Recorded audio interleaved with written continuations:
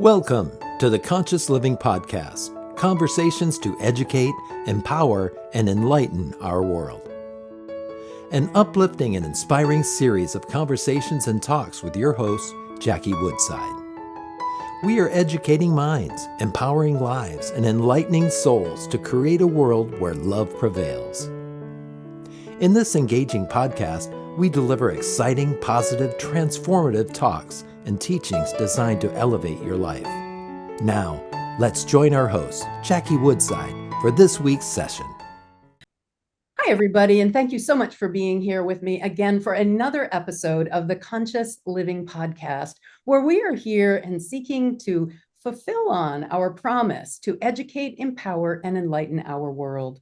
And I'm so glad to have the opportunity to share this passion of educating, empowering, and enlightening the world with a dear friend and colleague of mine today, Jill Lublin, who is just in so many ways an extraordinary human being, so generous, so caring, so embodying of what it means to live life consciously, and doing so at really the cutting edge of her field, which is the field of publicity. So Jill is the founder of the Publicity Breakthrough Boot Camp. She's written a number of books on publicity, but she's also, get this, the founder of the Kindness Circles. So you can kind of get there in that brief introduction, the wholeness and the breadth and depth of what Jill Lublin will bring to our conversation today. So Jill, thank you for being with us and welcome to the Conscious Living Podcast. Thank you, Jackie. I'm delighted to be here with you and all of you. All of our listeners. Do you mind just taking a couple of minutes and telling people a little bit more about your path, both your path professionally and your passion around publicity and where that comes from, and also your passion around consciousness and conscious living? Absolutely. Well, I'll just start with the conscious living and commitment to living a good life, living a kind life. Really, I came out of my own grief and my own crazy family and all the things that I went through that I'm sure many of you can relate to. That it's like, I don't want to live like this anymore. And I committed myself to constant personal growth and evolvement, even in the darkest and scariest of places and times, which, believe me, it's been scary in many moments and still continues to be. I mean, I think growth and evolution is a continuous process, right? But I do think there's a time where you just decide, I'm going to be the best I can be right now, where I am right now. And my path in publicity has always been as a messenger of light, as a messenger of messengers. And I felt attracted to it in a certain way, maybe because I was so incredibly shy. Part of that whole dysfunction from the family and part of the not wanting to be seen and scared to be seen. I'm sure, again, many of us can relate. Guess what? That came out of my own journey, being scared to be seen, feeling unseen. And what I got clear on is that people with great messages, people who are conscious people, need to be seen, need to be heard, need to be contribute to our world. And so it gives me great joy to help people with, I like to call messengers in all kinds of fields and industries, get their word out and do it the right way. I've written 4 books now, including Guerrilla, Publicity, and The Profit of Kindness. Mm-hmm. And when The Profit of Kindness came out, I just felt inspired. It was one of those God whispers that I had to do kindness circles. And when the pandemic hit, I did them. I got it. I got the community going. We've got several hundred people and growing. I'm super excited. And here we are, with a kindness circles and helping people in the world of publicity for close to 30 years now. So tell me more about that, kindness circles. So you said it was a God whisper. It came to you during the pandemic and you already have hundreds of people participating. But what is it? What is a kindness circle? What do you do? What's the goal? And what does it give to people? Oh, absolutely. And let me just say it actually came to fruition in the pandemic. It actually was whispered to me about 2 years before that. So that's the thing about, everything has its own timing. And so the kindness circles had their own timing. And what we do is we meet on Zoom for an hour. Our focus is to be supportive of one another. I usually have like a 10-minute speaker who does something super cool, like the guy who did the Kindness Diaries on Netflix, or the woman who runs the Random Acts of Kindness Foundation, or major speakers you might have heard of, like Marcy Shimoff or John Asseroff. And we do something focused and committed to kindness. And then I love breaking in people into 2 circles even within the hour, because then you get to meet each other and support each other. And that's really what the kindness circles are about: meet, greet, and support, in kindness. And just have that 1 hour a month to just be in that space of kindness. It's been working and getting great feedback, and wonderful relationships are occurring because of it. Yeah, and so what kinds of dialogues? People break into groups and do what? I'm sure you give them some direction. I give them direction on the first one. Actually, the speaker, whoever that is, gives them a question, and that I leave to the speaker. So that's super fun, something to ponder with each other. And the second circle is usually purely a networking circle with the one question: what act of kindness do you need right now? And if you don't need one, what act of kindness can you give right now? And needs a funny word, but what would support you is what I like to say. Mm-hmm. Mm-hmm. Wonderful. What a wonderful way for people to connect. Yeah, it's great. It's been great. And I'm grateful for the opportunity to just put this as an energy, pin. What do they say? Put a pin in it? Yes. We put a pin in it, usually the 3rd Wednesday of every month, just zoom, and in we go. And it's been wonderful. Where do people sign up to participate? I will, where you can go is jilllublin.com/kindness circles. Okay, we'll put that in the show notes. So Thank you. /kindness circles. That's fantastic, Jill. I'm curious to hear, Jill, what was happening in your life when you got that, what you call God whisper, at that time that you saw the need for more kindness in our world. What was happening for you, and how did that come to you? Well, it's really interesting. I'd written 3 books already. I was like done with the books thing. Did that, done that, good. Yeah, And yeah. one day, my sweet dear friend, who's now departed, and I've been her source and helper in the aging journey. Let me just say it that way. She just passed on at age 85, and we've been friends for like 30 years, right? And one time she said to me, as I've been helping her with doctor's appointments, and she fell, and I'd be the one to come over and that kind of stuff. She said, Jill, you are so kind. And wouldn't it be great, she said, if we had a new currency, the currency of kindness? And when somebody says something to you, Jackie, and just sparks, Yeah. and all of a sudden that spark happened. And I thought, oh, that's a great book. And next thing I know, I'm talking to my publisher, and they go, that's a great book. And that turned into The Profit of Kindness. And that book came out in 9 months. And in the book world, that's really fast. Very It was so fast, I could hardly get the endorsements ready. And I thought that, was an indicator to me when something happens with that grace, that ease, that simplicity, that it is just meant to be. And it started with that one comment from my sweet friend. And, my gosh, that then sparked the, as the book was getting done and ready, and one day in one of my meditations, that's when that next whisper came: you need to do kindness circles. And I'm like, well, wait a minute, got to get the book. And of course, I'm a publicity person, so I think with regard to that. So that did wait on hold for those 2 years. And when the pandemic hit, I said, all right, I remember that moment. And it was like March, whatever it was, when the whole world closed down. And I said to my assistant, okay, here's what we're going to do next. We're putting the kindness circle together. We're going to put it out to my list. And 65 people showed up. And I thought, I think we're onto something. And then I started, finalizing it and putting structure around it. Now we do it monthly at 10 a.m. Pacific, 3rd Wednesday of every month. We do a kindness summit on World Kindness Day, or right there nearby. Every year, we're on our 4th year now with the Year of Kindness and Kindness Circles and the Kindness Summit. That's fantastic. What's the premise of The Profit of Kindness, the book, but also the concept? That kindness, no matter what, is good for business. And, it's interesting, Jackie, because now it's the new disruptor. Kindness is a new disruptor. All of a sudden you come across a business and they're kind, and you're like, ooh. And in fact, if you look at how big companies, and I mean Honda company was doing kindness commercials. I mean Kleenex has used the word kindness in many, many advertisements. I mean, my local, what are they called? Health insurance. I saw huge advertising on their bus, human kindness. The word is in the public now. A very, kind of happiness was the hot word maybe 2 years ago. Kindness is the hot word now, and it's a new disruptive factor.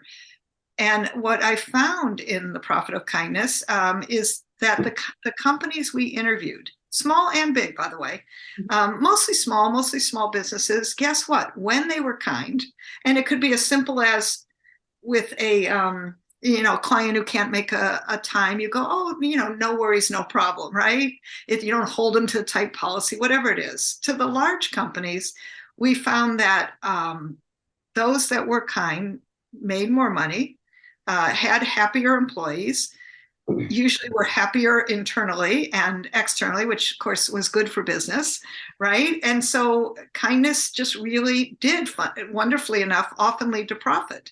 And even when it didn't, does it really matter? Profit is often measured in other ways, relationship capital and connection and being thought of well.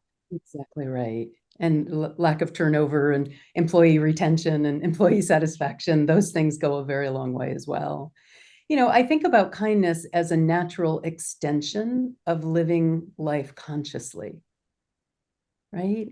Yeah. That if you are coming at life from a consciousness perspective, being aware of your values, seeking to live life according to your values, I think about conscious living as living in these higher realms of consciousness of oneness, peace, equanimity, unconditional love, and kindness. So, any thoughts on that? The kind of the correlation between living life consciously and how that kind of gives rise to or is married to kindness? Absolutely. Well, in the Profit of Kindness, I have what I call 7 return on kindness principles. We don't have to go through all of them now, but let me just say presence is one of them. Okay. Right? In other words, really, and flexibility, which is also about living consciously. Listen, let's face it, the energy of living consciously requires that you also tune in. Yeah. Right? And there are those days, let's be honest, where some days you're better than others, right? And I know on those some days when I'm better than others, it's probably not going to serve my client to help them in publicity, right? My brain isn't maybe working as well, whatever it is. So patience, living consciously, is one of the return on kindness principles. And to be patient with people being human. Yeah. And mistakes we make, and times incorrect, especially in this pre and post pandemic stuff. People are always off time, is what I'm finding. They've been consistently. That's been a bit of a problem. So am I going to be flexible and patient through all of that? And to me, those are conscious living principles, right? All of that. And it does take practice, as does living consciously. It takes practice and consistency and doing it even when you don't want to. So one of the things, and you'll love this, how I tie it in, is that instead of a random act of kindness, I tell people practice a conscious act of kindness every single day. Now, this is not hard to do. I mean, when you get to the end of the day and for whatever reason you were a bear that day, then you know what? Write a nice text, a thank you note, do something that doesn't require you even to interact, but certainly a smile as you're passing somebody can be that simple and conscious act of kindness. That's actually one of my kindness practices, is when I'm out consciously making eye contact, smiling at people. And I just love that. And another one is a belief that I have cultivated, that there are kind people everywhere. Yeah. And the more I've cultivated that belief that there are kind people everywhere, it is stunning how I just find people to be so helpful and warm and engaging. It makes life so much better and fulfilling. Rich and meaningful. So Jill, I know we've only got a few minutes before we wrap up. I'm wondering if you would be okay talking about some of your practices that help you live life more consciously? Sure. Well, one is a conscious act of kindness every single day. Keeps Yeah. me on my toes, keeps me Great. focusing on something good. I also speak, I don't journal, but I speak in the morning 5 things I'm grateful for, and in the evening 5 things I'm grateful for. And sometimes, by the way, I don't want to. Or whatever it is, right? But I know that that energy has started, and no matter what in the days, the bumps of the day or the emotionality of the day or whatever else is present, I know that that gratitude practice supports me to stay conscious about what's working. And that's very helpful. I definitely meditate. I usually don't get out of bed. I tend to do it in bed. I don't know what right or wrong, whatever. But and I align all of my systems and chakras and go through with light through my body so that I am aligned and ready to go. I do the prayer of Jabez in the shower every morning.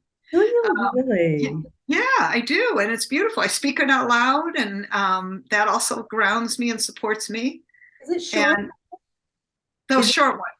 I'd love to hear it. Do you know it off the top of your head? I mean, assuming if you Oh said gosh! Now, of course, all of a you're sudden not I'm in the shower, right? Right. You only know it if the water's running. Yeah. in. Oh my gosh! All of a sudden, it's like just went blank. That's I very know. interesting. I know. Well, I was worried that would happen. That's why I wasn't quite sure you'd have it off the top of your head. But see if it will come to you. I think it will And I come. know it. I know it'll come back. And of course, when we're finished with this, I'm going to text it to you or call you and go, "Here it Yeah, is." here it is. Here it is. Right.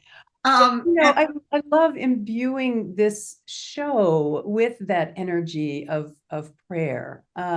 And as you were saying, the 5 things that you're grateful for, I'm wondering, can you say 5 right now? 5 things. yeah, and I want to tell you one other thing before I say that Yeah. is I also listen to frequencies. There's a wonderful application called Soak, SOAAK, where they have frequencies, and I will listen to them depending on the day, what's going on. If I'm teaching publicity, I've got to do high energy. I do other things, and I've noticed that's been actually quite helpful to me. And I also have a frequency machine that I hold on to, during sessions. Sometimes I do. It's a little loud at times, but I try to do it. So I have tools, and I think we all need More tools. about that. I want to understand the frequencies, listening to Soak, which is an application app, you said? Yes, it's an app. I watch Michael Beckwith every Sunday, Agape Church live stream, and he was promoting it for a while, and I went and got it. And you know what? I love it. So it's a Wow. 20-minute frequency. You can choose nature or music or what they call original, which is basically the frequency. I find it very helpful for my system. I'm a high energy, high vibe kind of person, but like everything, we need help sometimes, and I find it to be very helpful. Very helpful. What's the machine that you hold? What does that do? Oh, and then it's called Wellness. I'm looking right at it. Wellness Plus, and that is a machine.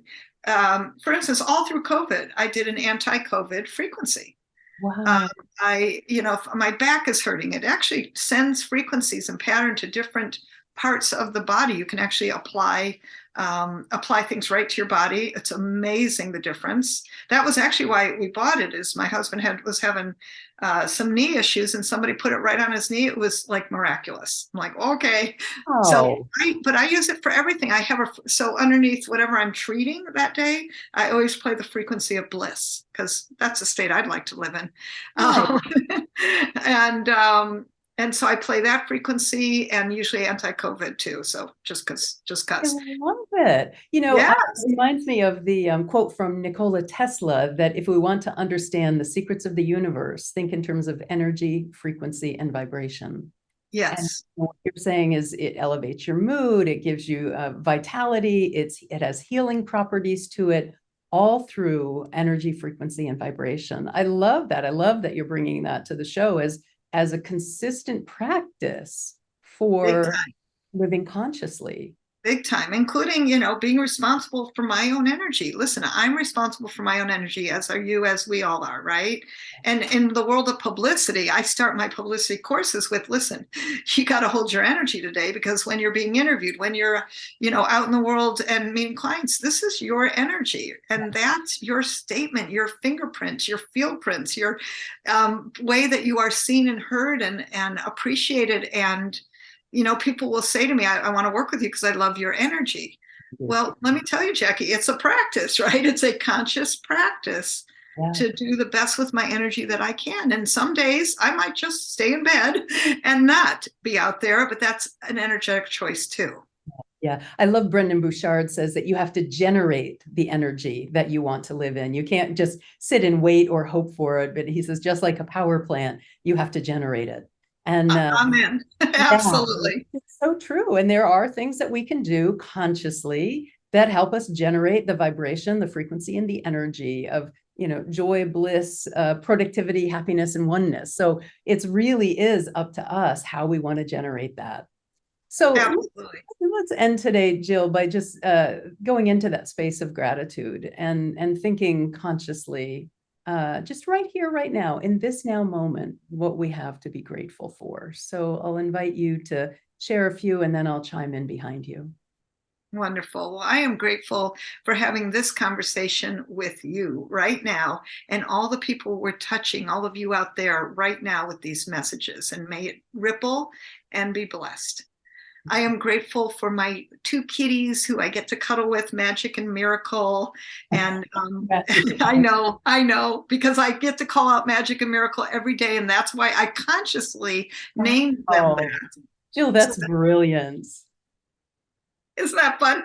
And they're living up to their names. Let me just say that. There you go. I'm giving a talk on Sunday at a Unity Church. I may write that into my talk because that was just too brilliant. But go ahead.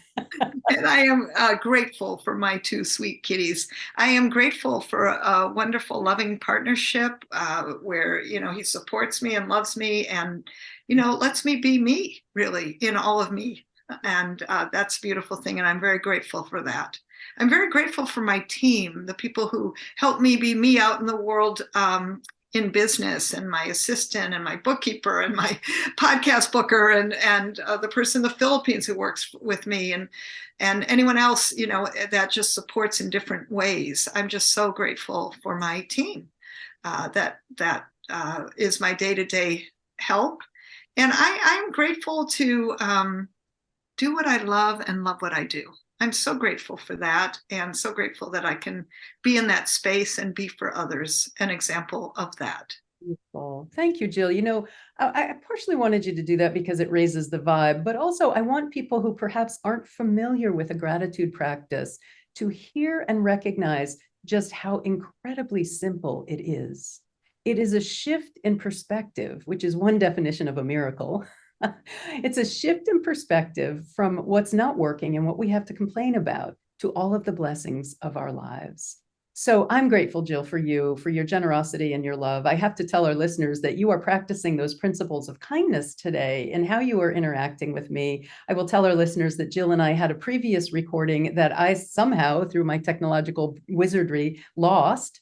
And when I told Jill that, she responded with nothing but kindness, understanding, and enthusiasm that we got to spend more time together. So you practice your principles, Jill. So I'm grateful for the example that you are for people who are seeking to get their message out, to do so with authenticity and love.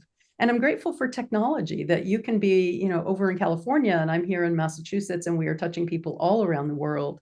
I know you have an international following. I have an international following, and we're on, Apple and Spotify, and people all around the world can have this message of living life through kindness and living life consciously. So Jill Lublin, the founder of Kindness Circles and the Publicity Bootcamp. You can find her at jilllublin.com. Any last thoughts to end us with today, Jill? Oh, well, just, be love. Here's this one. Because, if you're waiting for a sign, this is it. Be a yes to your life, to your life and to yourself and to conscious living, my friends. Beautiful. Thank you so much, Jill. It's always a delight to spend time with you.